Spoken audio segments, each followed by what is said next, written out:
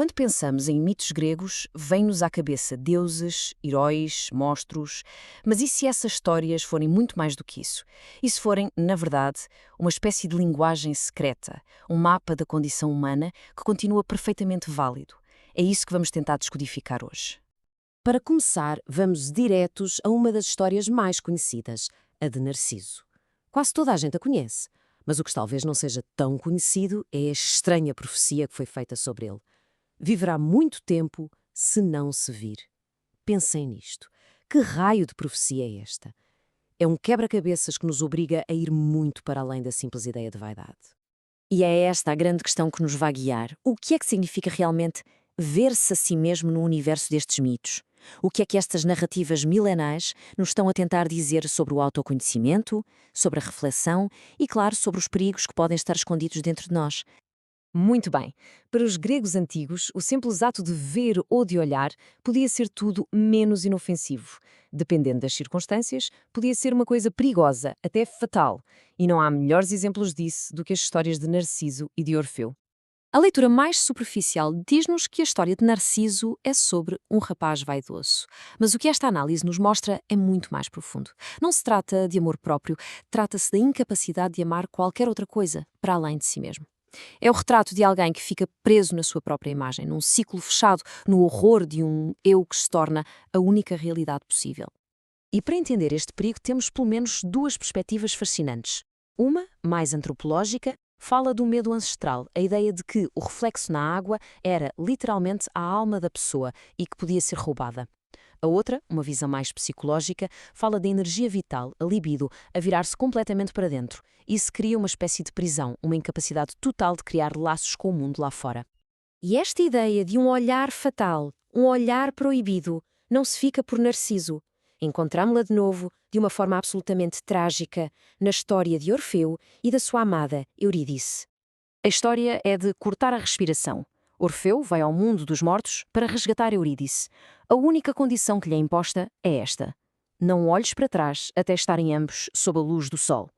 Mas, no último instante, a dúvida vence. Ele olha e perde-a para sempre. A questão é, porquê? O que é que este olhar para trás realmente significa? O gesto de Orfeu não é só impaciência ou falta de fé. Simbolicamente, olhar para trás é desistir da evolução. É uma regressão, um retorno ao passado, ao material. É, no fundo, a renúncia a um caminho espiritual que estava quase a ser concluído. É uma falha em seguir em frente. Agora, vamos fazer uma pausa nos heróis e olhar para o divino. É que os próprios deuses, no mundo grego, raramente são figuras simples. São conceitos complexos, cheios de nuances, que representam as grandes forças da natureza e da psique. E a Lua?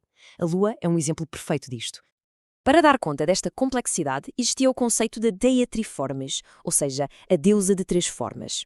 A ideia é que uma única força divina podia ter várias caras, vários aspectos, por vezes até contraditórios. E a Lua, com as suas fases visíveis, encarna esta ideia de uma forma magistral. E aqui está, bem claro. A mesma energia lunar pode ser a Ártemis, a caçadora selvagem e independente da lua crescente. Pode ser Selene, a deusa benevolente e fértil da lua cheia. E pode ser Hécate, a terrível deusa da magia negra, dos cruzamentos, do inconsciente, associada à lua nova. Três deusas, três faces de um único e poderoso símbolo. De todos os mitos que nos chegaram, talvez não haja nenhum que mapeie de forma tão detalhada a jornada de crescimento interior como o de Eros e Psique. É, na verdade, uma autêntica epopeia sobre como a alma se desenvolve e amadurece. No centro desta história, Afrodite, a deusa do amor e sogra ciumenta de Psique, impõe-lhe 4 tarefas. 4. E este número, claro, não é por acaso. Na simbologia, o 4 representa a totalidade, a conclusão.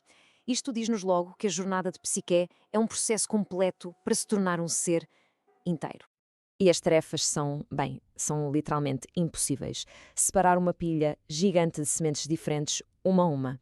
Roubar lã a carneiros selvagens e perigosos.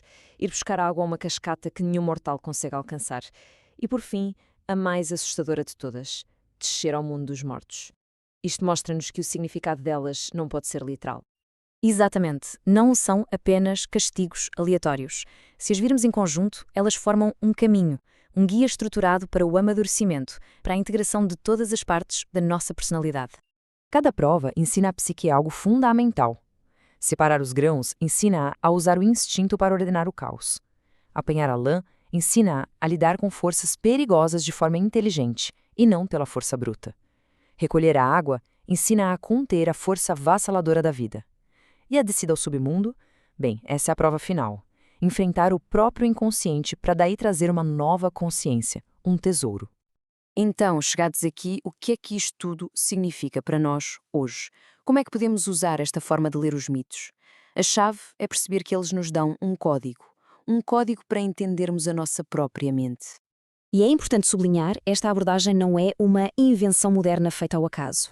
Ela tem raízes profundas em correntes de pensamento, como a psicologia analítica, que há muito reconheceu que os mitos são um espelho dos processos fundamentais da psique humana. São, de certa forma, um mapa da nossa arquitetura interior. Portanto, se quisermos resumir a ideia central, é esta. Os mitos dão-nos um vocabulário riquíssimo para falar sobre a nossa vida interior. Narciso avisa-nos sobre os perigos do isolamento. Orfeu, sobre a armadilha de viver no passado.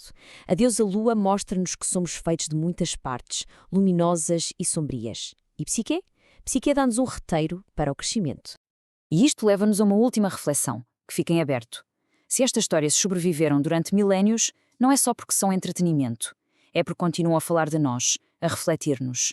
A pergunta final é simples. Ao olharmos para estes espelhos tão antigos, o que é que eles nos revelam sobre os nossos próprios desafios, os nossos medos e o nosso imenso potencial de transformação, aqui e agora?